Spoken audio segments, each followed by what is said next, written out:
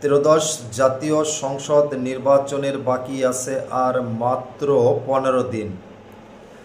গণতন্ত্রের উত্তোলন হতে যাচ্ছে।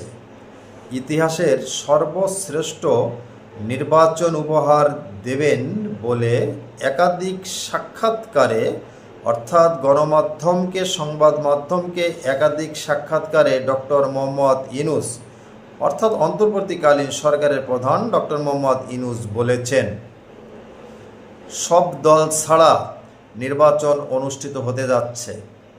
বাংলাদেশে যে সকল রাজনৈতিক দল রয়েছে, আগামী নির্বাচনে সব দলকে অংশগ্রহণ করতে দেওয়া হচ্ছে না। বিশেষ করে বাংলাদেশ আওয়ামী লীগকে অংশগ্রহণ করতে দেওয়া হচ্ছে না। আপনারা ইতিমধ্যে আরও কতগুলো কথা শুনতে পাচ্ছেন।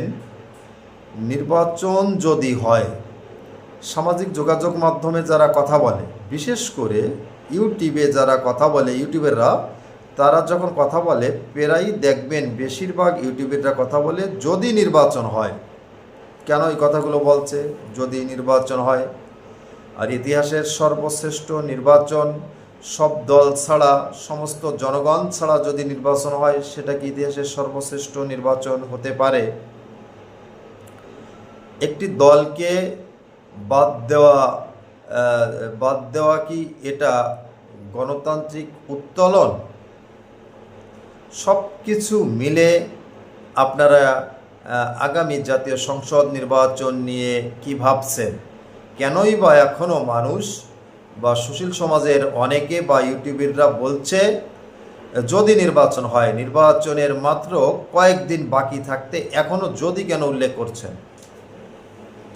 আজকে আপনাদের মাঝে কথাগুলো শেয়ার করলাম এ কারণে, আমরা বাংলাদেশের মানুষ, আমরা সবাই বাংলাদেশি, আমরা চাই শান্তি। বাংলাদেশে যদি শান্তি বিরাজ করে, বাংলাদেশ একটা উন্নত সমৃদ্ধ দেশ হলে, শান্তিময় দেশ হলে, আমাদের পরবর্তী জেনারেশন, পরবর্তী প্রজন্ম সুন্দরভাবে বসবাস করতে পারবে, দেশের উন্নয়নে এবং দেশের জন্য কাজ করতে পারবে, এবং আমরা সবাই পরবর্তী প্রজন্মকে নিরাপদ সুন্দর স্থানে রেখে যেতে চাই। যার কারণে আমরা শান্তি চাই। আগামী নির্বাচন কতটুকু শান্তির বার্তা বয়ে আনছে, গণতান্ত্রিক ধারা কতটুকু উত্তোলন হচ্ছে, সব দল ছাড়া আগামী নির্বাচন কতটুকু পৃথিবীতে গ্রহণযোগ্য হবে,